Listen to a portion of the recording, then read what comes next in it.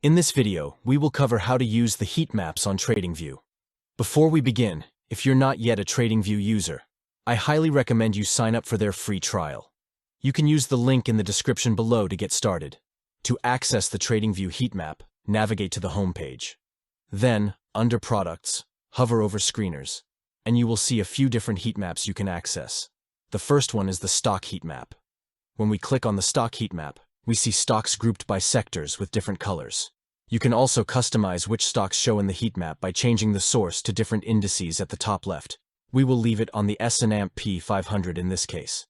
The colors and percentages represent the change in a certain metric.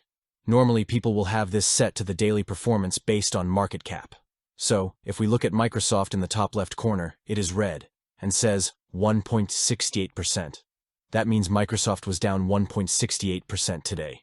The redder the color, the more the stock is down, and the same goes for the green stocks for the day. You can see the legend for the colors based on percent change in the top right corner as well.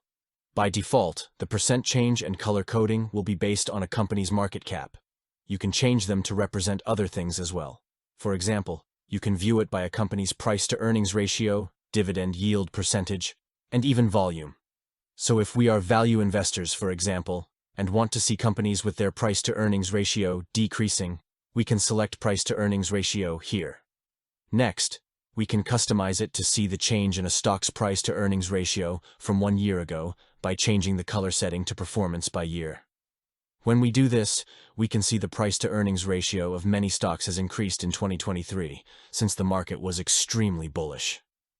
However, this heat map allows you to easily visualize how stocks perform by various metrics in an easy-to-digest fashion. The heat map works the same for exchange-traded funds and cryptocurrencies as well. That will do it for this video about how to use the TradingView heat map. If you learned something, give this video a thumbs up and subscribe for more content.